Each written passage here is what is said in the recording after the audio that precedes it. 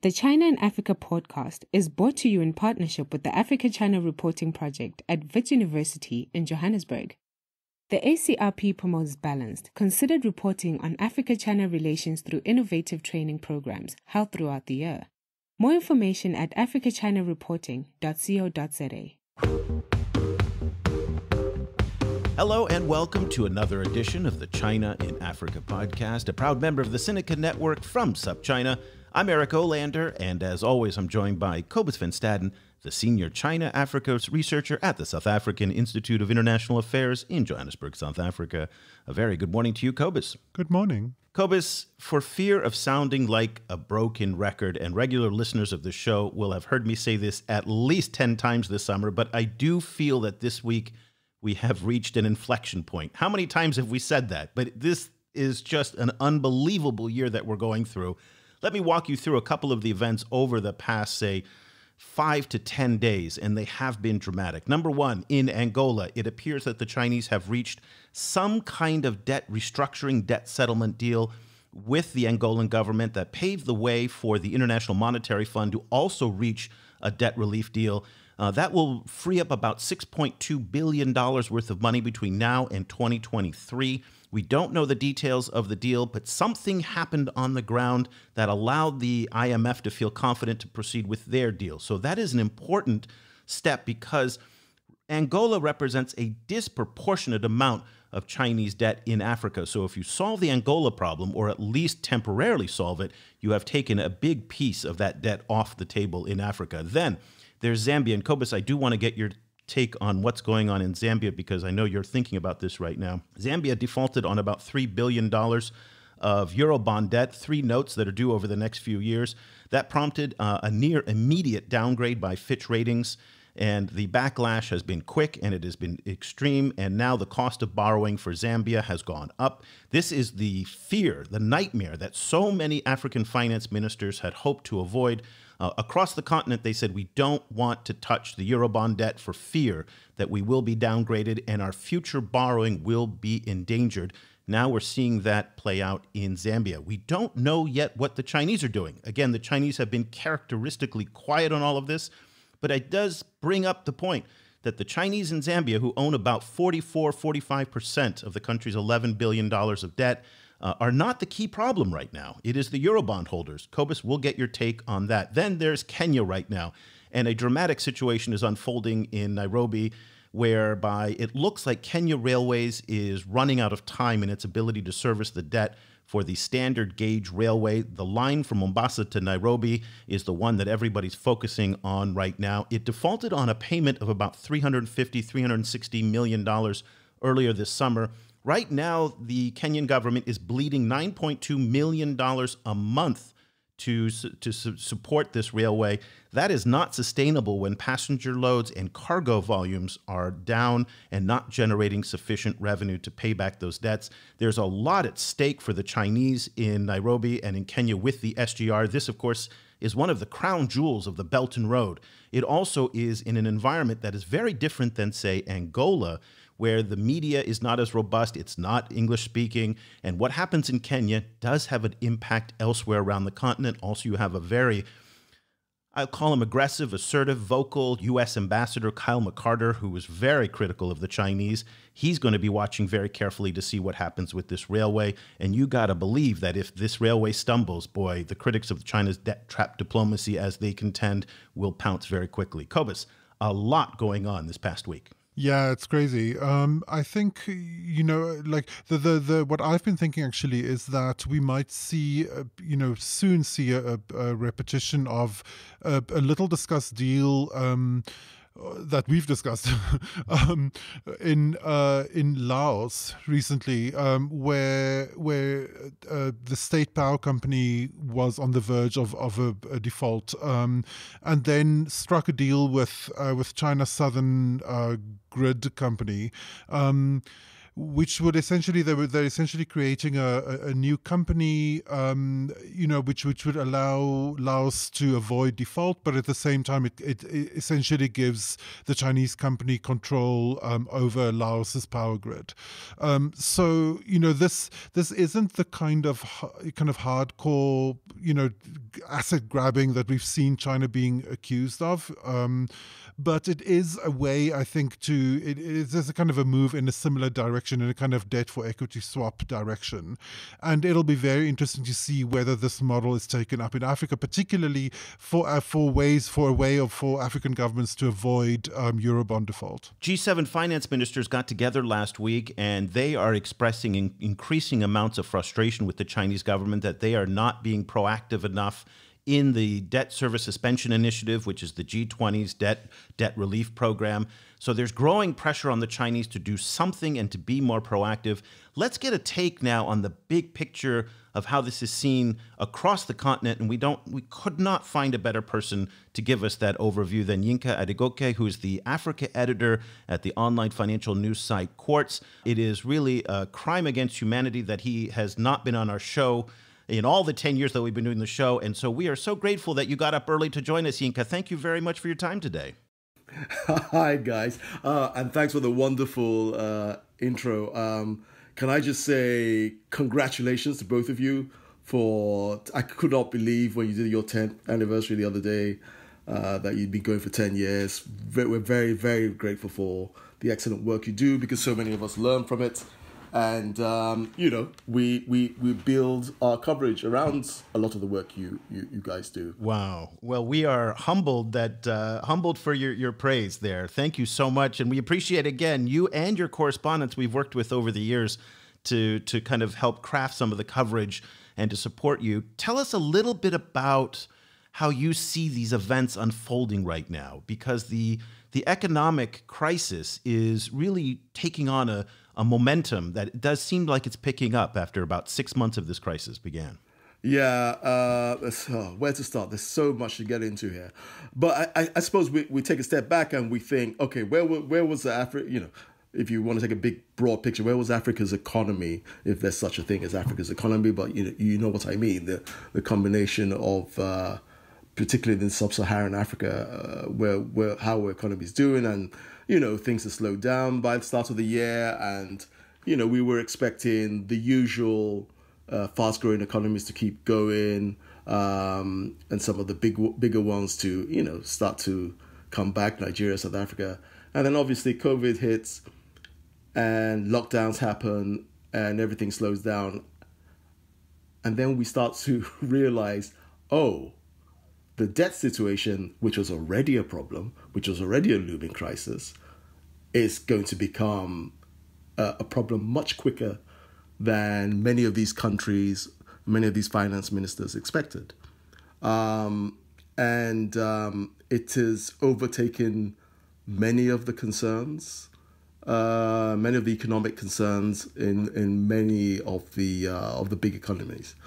You can see this, as you've just laid out so beautifully there in Kenya, in Zambia, but also in Angola, but even in countries where it's not a massive problem directly with the Chinese specifically, like Nigeria, this has become a real concern. It has come to the fore. And that's what's interesting about this time. It's not as if these problems did not exist or these challenges were not looming, but it's as if the COVID crisis has made everyone sit up and pay a bit more attention. And you can see that in your coverage, in our coverage.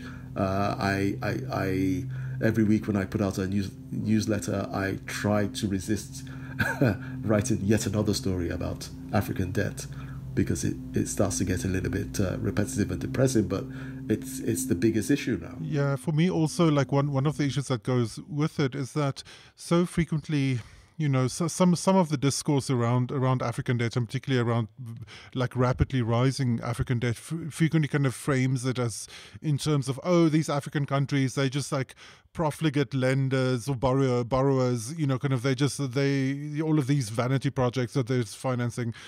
But there's no way of pulling apart the issue of the sustainable development goals and the ways that China that Africa needs to move forward and try to kind of prepare for what is essentially the world's youngest population, away from the issue of how to finance all of that.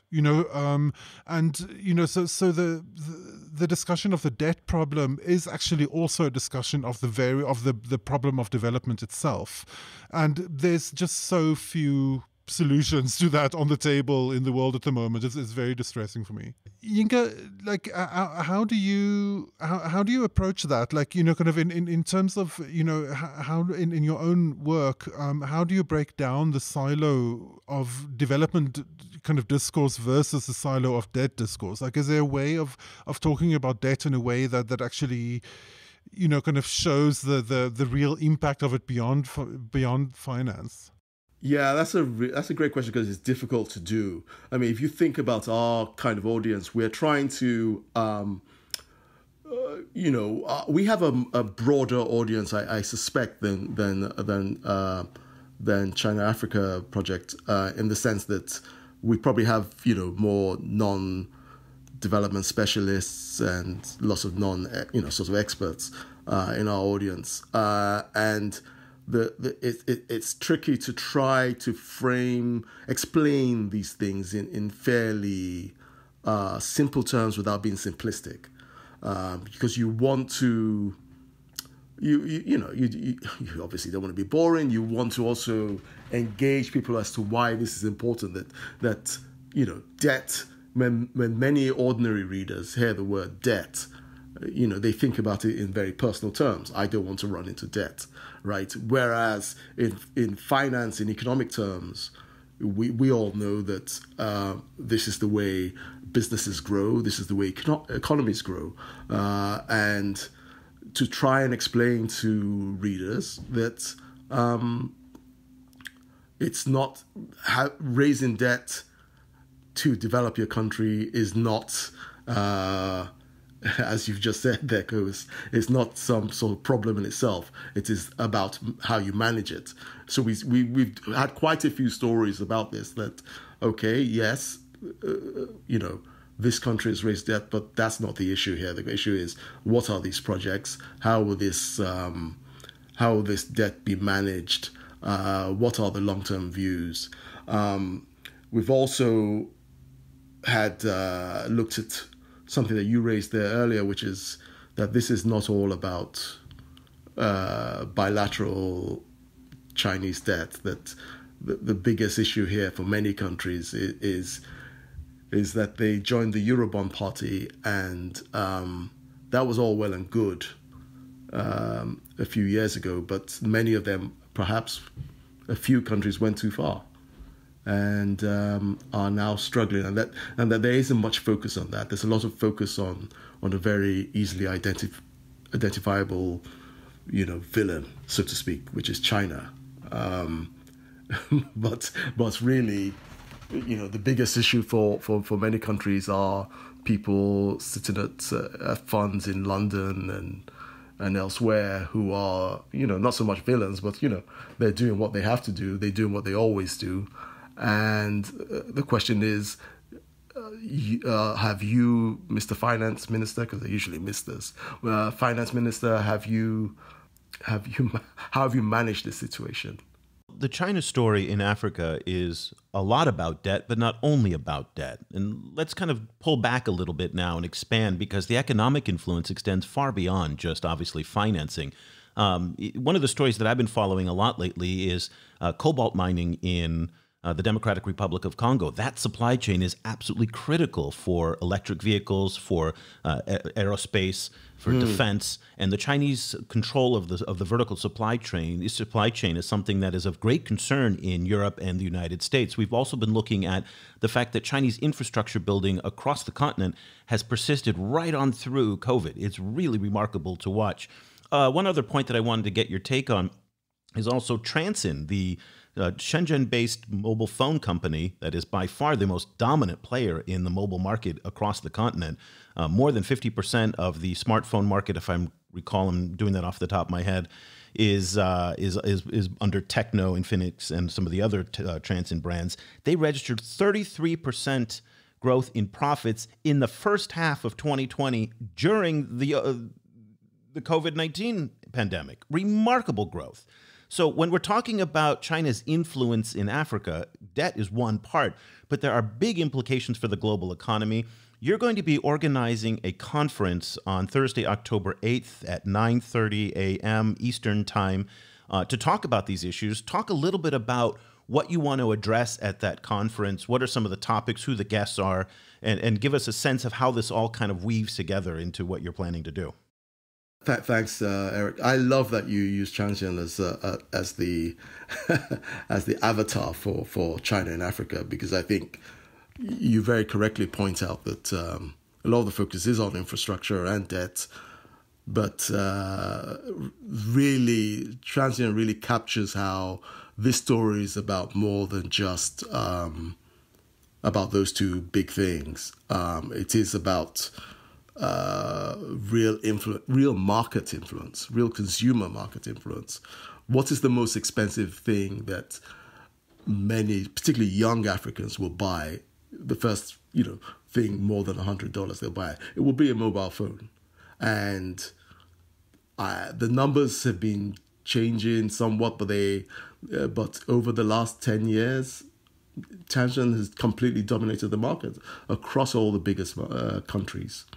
For phone sales. And not just in the hardware space, but also in the services space. Exactly. Boomplay, which is the music service, the payment apps and whatnot, that's all part of this Transsion ecosystem. Exactly. And it's both, you can't help but admire the sort of resilience and the, sure, they've been opportunistic, but that's kind of what business is.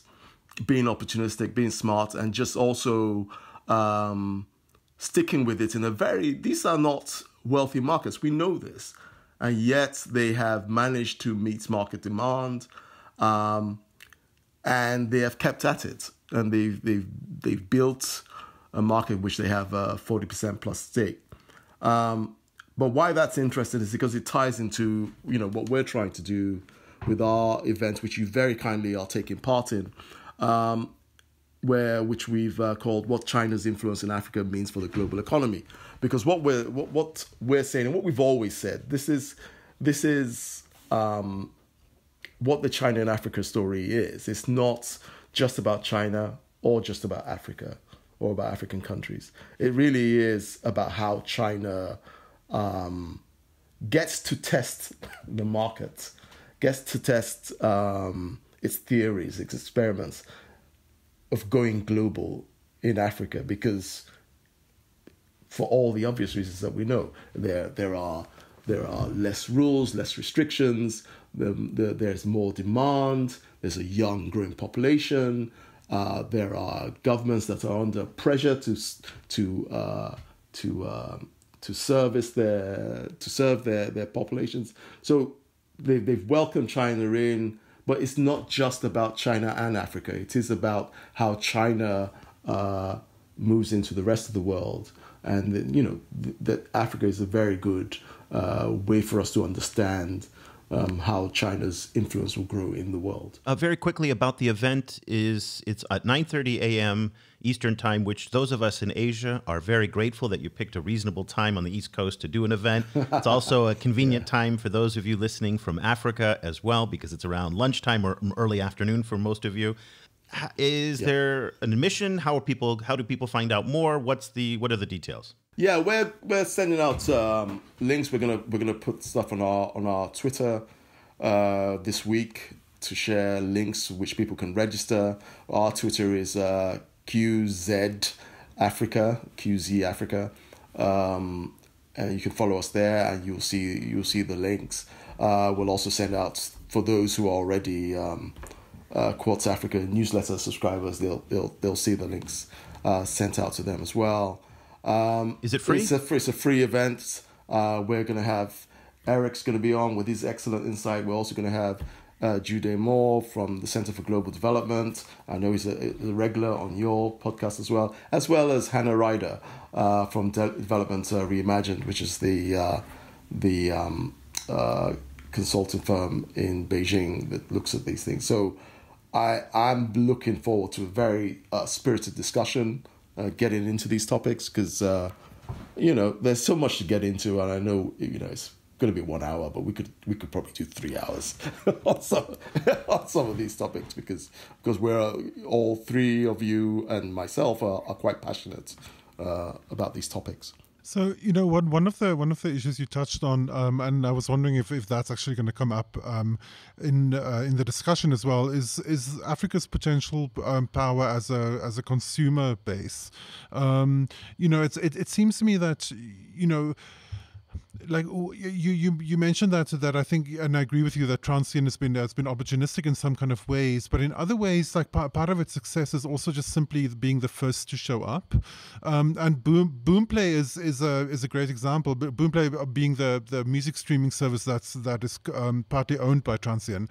When they moved into Africa, they did a lot of work on the ground to secure music rights to African music, which was actually a very big job. Like it included like having to actually go to studios and like showing people to helping them to digitize the music, and like signing many different kind of individual rights agreements with many players. So it was a really kind of big job, and as a result, they now sit on this massive kind of treasury of legal African music.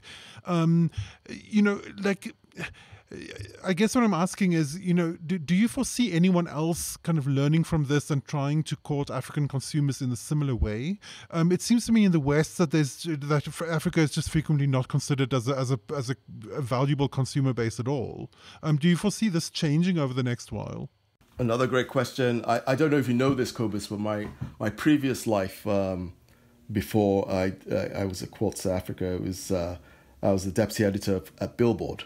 And wow. I remember pushing for us to cover Africa more, because and we did, and we wrote some of I think the first ever stories they ever did about the Afrobeats music scene were stories that I commissioned, and the point about that is how that captures a kind of reluctance. I mean, this is the music business, but then you could extrapolate that to so many other industries, particularly in consumer industries, to not see in the opportunity in Africa, not seeing Africa as consumer economies of finished products, so to speak, other than very very sort of low cheap products, and not sort of more sophisticated services. But what has happened, which is interesting, if you stick to the music for a second, what has happened is because so much music is coming out of Africa that's going global, thanks to all these social media and other platforms. All these guys have come around to it, and I know from discussions and from things you can see out there that they're much more on top of this. But in general, that point still stands with many markets, with many sectors of consumer markets, where people are, yes, Africa is interesting. It's a place to go and get commodities and build stuff, and then maybe sell a few things back, but not really develop products for the market itself. Because that's why the Transient story is so interesting, right?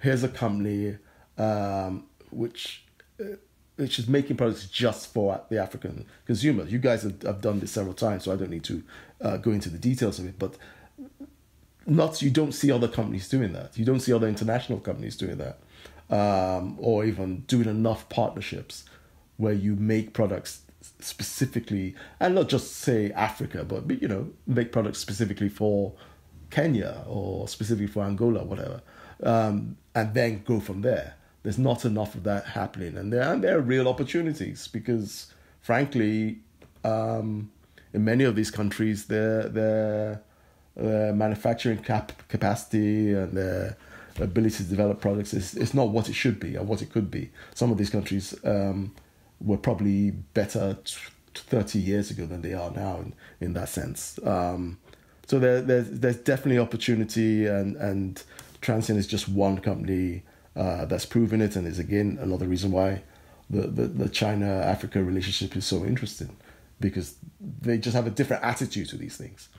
And another company that we should put on that list is also StarTimes, which, like Transsion, has created a product just for Africa. It's based in Beijing, but it doesn't have a business outside of Africa. Exactly. It's got about 34 million customers across the continent.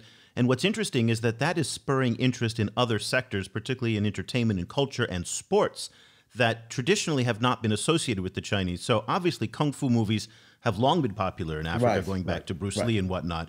But now Chinese dramas are actually gaining some momentum because they're just easily available. And they're very simple stories like the Korean dramas and the telenovelas, 13 episodes, 26 episodes, story arcs that are really easy. Also culturally rather conservative, unlike a lot of the US and European dramas that have more sex and language and violence in them. The Korean and Chinese dramas tend to be more kind of culturally conservative to reflect those cultures, and a lot of conservative African families do like those more conservative, storylines. Interestingly enough, that's also prompting more interest in the Chinese Super League.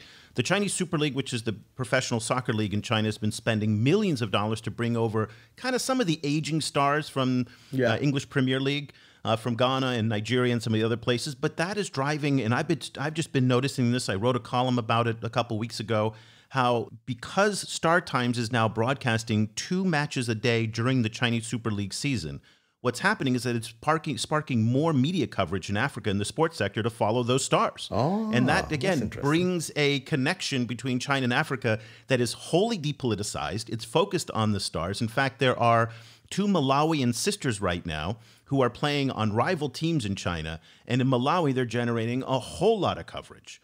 Just because what are the sisters doing? And it's a great story that these 2 sisters are in China playing against each other. They're rivals, and it's just a fun little story. So this is happening in a very, very multifaceted way. I want to kind of bring us now to the U.S.-China-Africa relationship. You're based in New York. You follow what's going on in global politics. The Department of Homeland Security just put through a proposal now to limit visas for any country that overstays, has a 10% overstay rate. And that is going to wipe out a significant portion of African countries who will now no longer be able to get 4-year student visas, and they're going to restrict it down to 2 years. Of course, this is a proposal. It has not been enacted yet. But it really is, and what I wrote today in our newsletter was basically ceding the educational diplomacy market to China, who now has 83,000 African students. According to some research from Development Reimagined, which is Hannah Ryder's boutique agency in Beijing, China will now overtake France to become the leading destination for African students. And it's a huge development. And so thinking about all of this with the U.S.-China-Africa relationship, something that another one of your guests at the panel coming up on October 8th, Jude Moore, who's been thinking a lot about, that Africa does not want to be caught in the middle of whatever's happening between the U.S. and China. Now, this month, there's a lot of reflection back on what happened 30 years ago, back in 1990. Nelson Mandela, the former president of South Africa, the former anti-apartheid leader and the ANC chief, he was freed from prison. Apartheid was coming down. He made a tour in the United States, and this popped up on my social media feed, and it's a little bit of a long quote. It's about 3 minutes long. Bear with me. It's so interesting, and Yinka and Cobus, I'd like to get both of your assessment of what Mandela said 30 years ago about his decision to embrace enemies of the United States for their diplomacy, and what it says about the current state of U.S.-China-Africa relations. So this was a live TV program with Ted Koppel at the City University of New York with former or deceased President of South Africa, Nelson Mandela. Let us move on to our next questioner at the microphone over there. Mr. Edelman. Welcome to America, Mr. Mandela. I'm Ken Edelman. Those of us who share your struggle for human rights and against apartheid have been somewhat disappointed by the models of human rights that you have held up since being released in jail. You've met over the last 6 months 3 times with Yasser Arafat, who you have praised. You have told Gaddafi that you share the view on, and applaud him on his record of human rights and his drive for freedom and peace around the world. And you have praised Fidel Castro as a leader of human rights and said that Cuba was one of the countries that's head and shoulders above all other countries in human rights, despite the fact that documents at the United Nations and elsewhere show that Cuba is one of the worst. I was just wondering, are these your models of leaders of human rights? And if so, would you want a Gaddafi or an Arafat or a Castro to be a future president of South Africa? One of the mistakes which some political analysts make is to think that their enemies should be our enemies.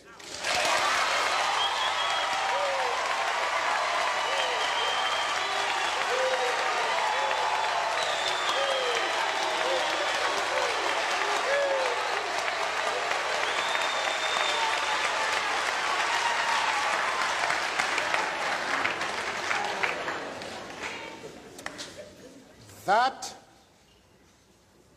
we can and we will never do. We have our own struggle, which we are conducting. We are grateful to the world for supporting our struggle. But nevertheless, we are an independent organization with its own policy. And the attitude of every country towards, our attitude towards any country is determined by the attitude of that country to our struggle.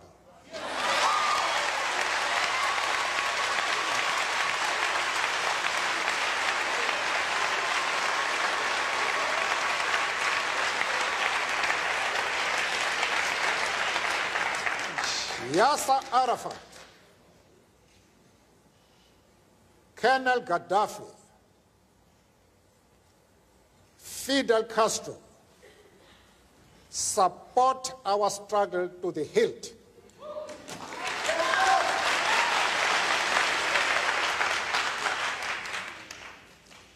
There is no reason whatsoever why we should have any hesitation about hailing their commitment to human rights as they are being demanded in South Africa.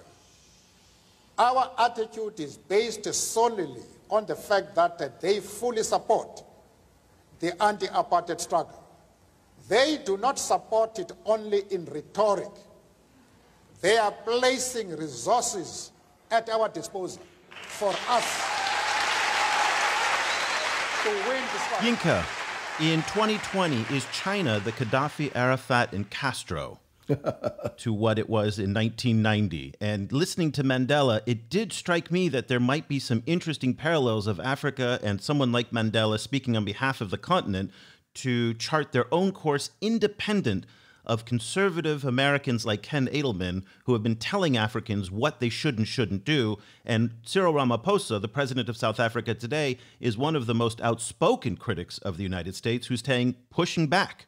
What's your take in terms of, are there lessons to be learned from what Mandela said? Yeah, I mean, you know what's so fascinating about that, Eric, is that that is one of those, I like that you said it popped up on your social media recently. That pops up on my social media, that video pops up on my social media 3 or 4 times a year, because particularly if you are in sort of, because I follow a lot of Africa focused groups on places like Facebook and stuff like that, because and what that tells you is how people feel, how African people feel, or Africans, people of African origin feel about the need for African governments and organizations like the African Union to be able to stand up to whoever the powers are, not just the West, but also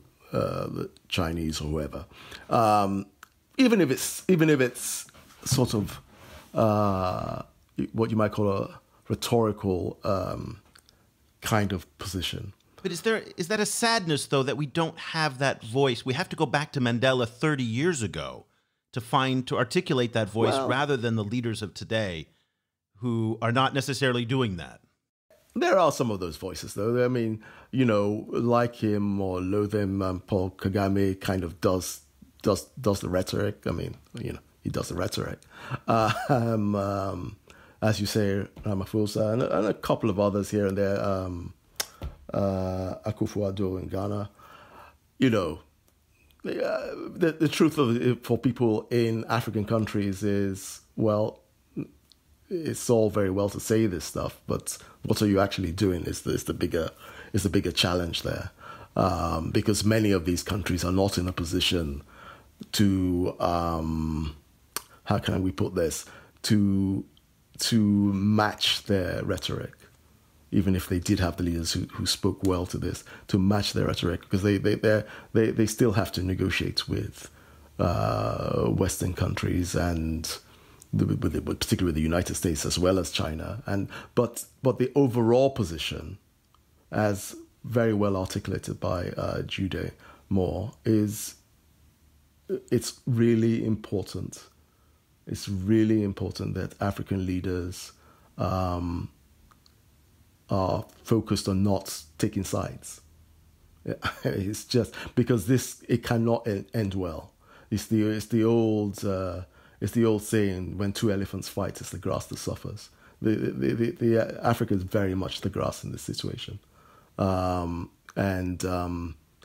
is. But it's so important for leaders of their countries and of the various institutions like the African Union to be clear that no one is taking a side here, because it will not end well for 1.2 billion people. Cobus, what's your take? You asked if China in this case is Cuba, and kind of yes, but also kind of no. Yes, in the sense that Cuba particularly has been incredibly helpful to South Africa over many decades, and I think there might still be Cuban doctors in South Africa right now. Actually, I think there was a delegation of Cuban doctors, I think, is helping to deal with COVID in South Africa. Like, there's been Cuban kind of medical personnel have been like in South Africa helping for years and years and years and years. And before that, they were sending soldiers to fight in kind of anti-colonial struggles. It's a level of kind of material solidarity from a country that everyone knows is extremely poor. That really stands above and beyond. On the other, and in the same vein, I think China's different in the sense that it represents a really massive power block. One that a country like Cuba didn't. And of course, Mandela was speaking at a moment when the Soviet Union itself was falling apart.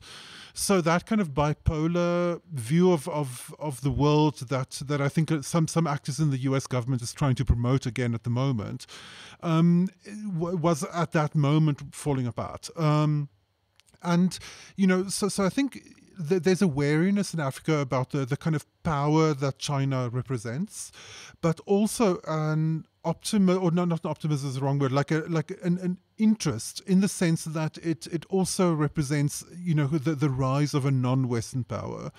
Like a real power that is actually non-Western, and that I think that the implication of that is massive for Africa. Because it's you can't take away the overlap between Western power as we see it in the world, including many of the good things that Western powers do. Like a very well articulated focus on human rights, for example. You can't take that away from the role of whiteness in the world, like from the colonial era onwards. And, and no one has suffered under whiteness more than Africa. So I think, that kind of the implications of a real significant rising power, that isn't part of that kind of nexus, that doesn't come out of a Western development model, for example, can't be overstated, and I think is frequently very difficult for Western commentators to actually value. Yinka, being in New York, to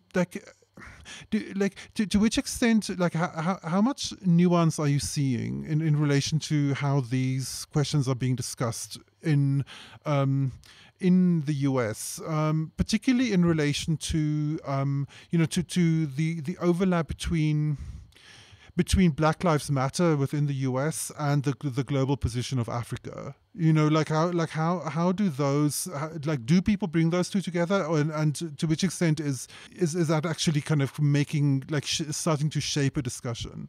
Yeah, I don't think there is as much overlap as there could be. I mean, one of the more, I don't want to say amazing or surprising, but it's still kind of surprising in 2020. One of the more interesting things about covering Africa here is how there's still a lot of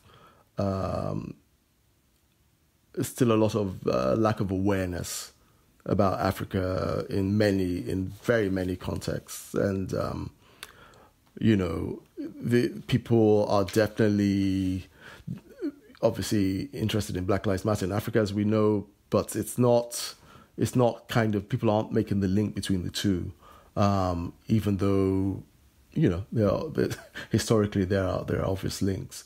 But in general, the issue with most things to do with Africa coverage is just it's just not at the top of most people's agendas.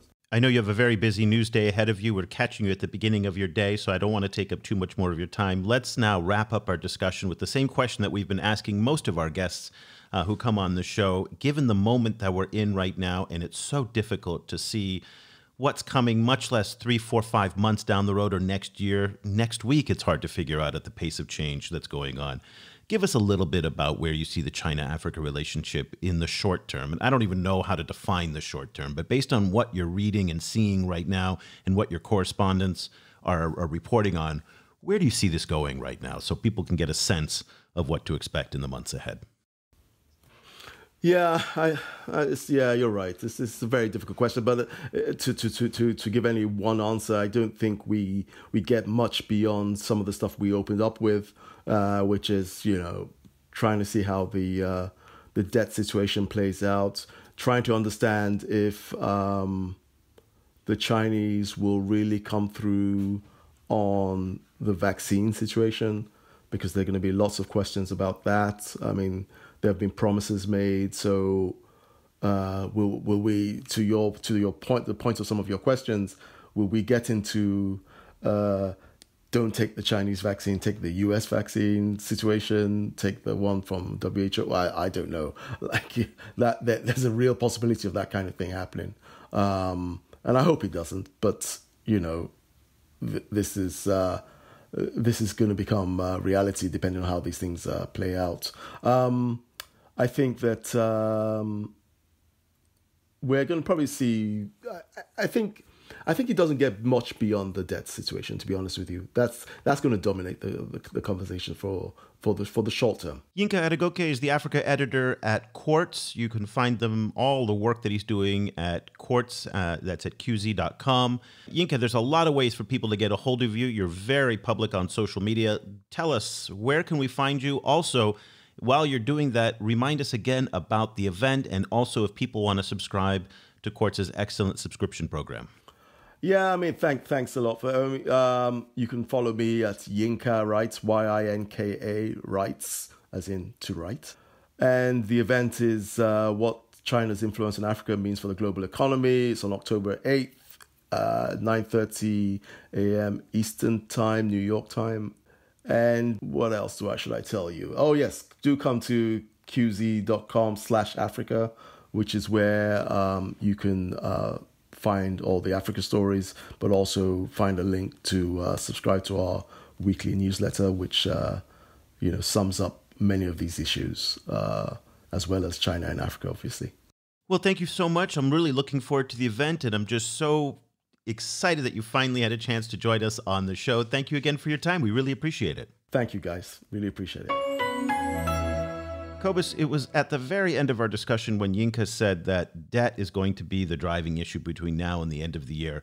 And as much as we don't necessarily want it to be that, because it in some ways takes the oxygen out of the room for everything else in the China-Africa relationship, there's no getting around the fact that the debt issue, especially in countries like Kenya, Ethiopia, Djibouti, that are highly indebted to China, is going to be the only issue that we talk about now. Because you brought this up in terms of the relationship between debt and development. Debt touches on absolutely everything. Because without the economic sustenance, there's no way that African countries are going to be able to fight the pandemic, provide the social services, be able to build the industries to get through this pandemic onto the other side, and then, of course, grow these economies that are in need of generating vast amounts of jobs and quickly. So we didn't talk about a comment that you've brought up many, many times in the show, and the need for speed. And again, that goes again to the Chinese advantage here. Their ability to build railways, their ability to build cell phone networks, their ability to turn ideas into projects is something that Africa today needs now more than ever in light of the pandemic.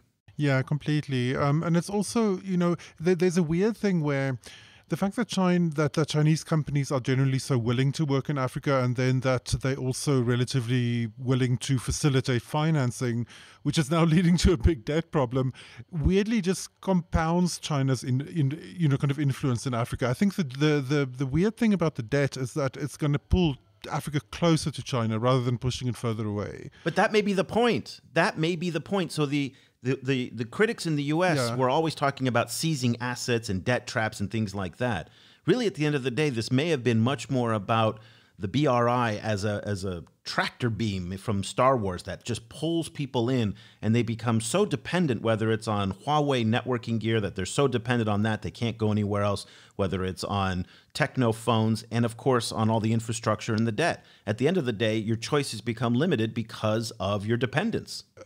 I think if there is a situation, okay, this is a hypothetical. If there is a situation where there is some kind of debt for equity swap arranged between a Chinese company and an African power grid or whatever, and there's some kind of deal worked out to avoid a default, I 100% bet money. I'm willing to bet money that there will be a massive kind of nationalist kind of moral panic about that in whatever African country it'll be. Kind of that for a while kind of media will melt down about what this means, and what the implications are for Africa. And I share those concerns.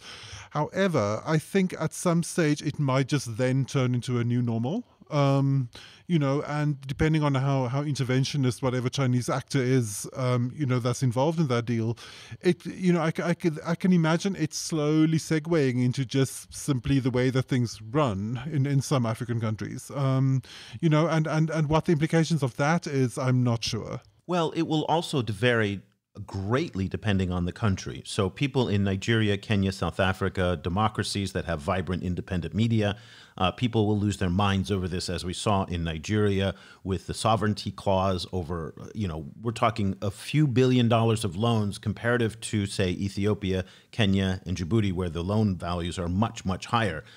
But in more authoritarian countries like Egypt, I don't think you'll see the same pushback at all. So if the Chinese were smart, and I don't think they necessarily are all the times on these issues, they will start in authoritarian countries and then roll that plan out.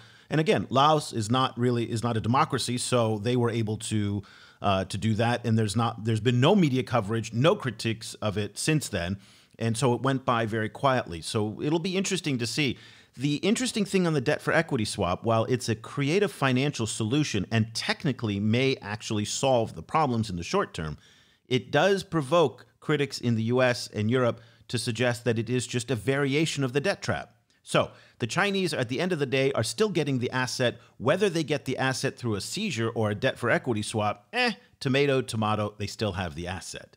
So again, I thought you were going to say that it's going to provoke the response from the U.S., which I also think that it will as well. So while African stakeholders in those countries may respond passionately to this, I also suspect that China hawks in the U.S. will as well. But then, kind of what would that response come down to in the end? It's like criticism for 3 days and then what? It's not like it's not like it's going to draw them to be like, oh, we should be building power grids in Africa too. Like, I don't super foresee that happening. Well, but that's been the fundamental problem with the U.S. I mean, that from the beginning has been the problem with the U.S. is that they criticize Africans for using Huawei equipment but don't come up with an alternative. They criticize Africans for engaging Chinese on educational diplomacy, and then the U.S. turns around and makes it only for 2-year visas rather than for 4-year visas if this plan goes through. Time and time again, the U.S. does not come through with an alternative, and so a lot of these critiques of the Chinese engagement in Africa ring hollow to African presidents and prime ministers who say, what are you going to do for me? And they go, well, nothing. Let's talk about democracy.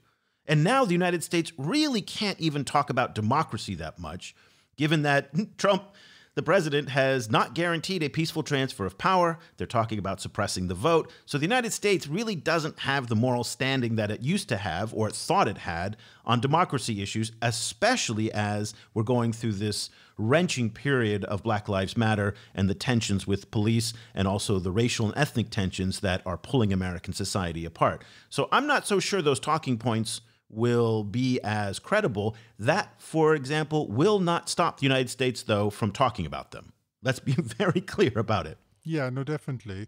And I mean, kind of in the United States defense, I think there's lots of problems to be raised around kind of that level of close engagement with China. I mean, China is a handful in lots of ways. I think but it does come down to Mandela's quote that you had in the soundbite. Like if like we gauge these external relationships in terms of their commitment to our liberation, and the thing is, at the moment, like African liberation is as much dependent on a working internet network as it is on like political rights, so kind of again, like Africa gauges engagement in terms of people's commitment to Africa's what are you going to do for me? And in a lot of cases, the West isn't particularly committed to African liberation, not then and not now. Yeah, and I wrote last week about how the European Union has postponed some of its Africa strategy. Also, Japan had to withdraw a number of its executives. I was critiqued on that said Japan's localized a lot of their manufacturing and their corporate operations in Africa, so them withdrawing Japanese expatriates, not really the biggest impact, but nonetheless, it shows an apprehensiveness on a lot of the foreign partners who once were very enthusiastic. As late as 2019, all those summits, if you recall, what was it? Russia, Turkey, Japan, European Union, the UK Investment Summit. You're not hearing too much from these guys, and yet the Chinese, day in and day out, are building stuff on the ground. The new Lagos to Ibadan standard gauge railway is now starting to roll. It's on schedule to begin before the end of the year. The next line of the standard gauge railway in Nigeria is going to start construction very soon. These are big projects. Now, again, I don't say any of this as an enthusiastic supporter, endorser of what the Chinese are doing. But to Cobus's point, facts on the ground matter. And a railway that is now starting to carry people, or soon will carry people, in Lagos to Ibadan is really a fact on the ground. So anything that the U.S. says or the European Union says to criticize the Chinese, they have to confront the reality that the Chinese are making stuff happen. And that's kind of important, as Cobus pointed out. That's what Africa needs today more than anything. Final thoughts to you, Cobus, before we go. Yeah, and this is absolutely not to diminish, like issues around illiberalism and kind of human rights problems in China and general kind of the creep of illiberalism around the world. That those are all big problems. It's more a situation that kind of Africa is sitting on a knife edge. If there's a window within which they can take advantage of this demographic dividend they have with all of these young people, and then at some stage, it's not only that window is going to close; it's that those very young people, those people who are now Africa's biggest asset, will turn into Africa's biggest liability. Like there's nothing as disruptive as a very large population of very unhappy people who don't have anything to do and don't have any jobs. So so in that sense, it's not a general thing about general development in the world. It's a thing that's contingent about the next 10 years. So in that sense, kind of who's the people who step up and is willing to engage with that and actually help to turn that corner. Of course, their opinions count for more, because they were there. So it's not that difficult. I think to your point, I just want to emphasize this, and this is a point that's been made on several occasions by Ethiopian Prime Minister Abiy Ahmed. The fact is that you said Africa's on a knife's edge. He called it on the precipice of the abyss. We are looking right now at 25 to 35 million people falling into unimaginable poverty because of the current economic crisis.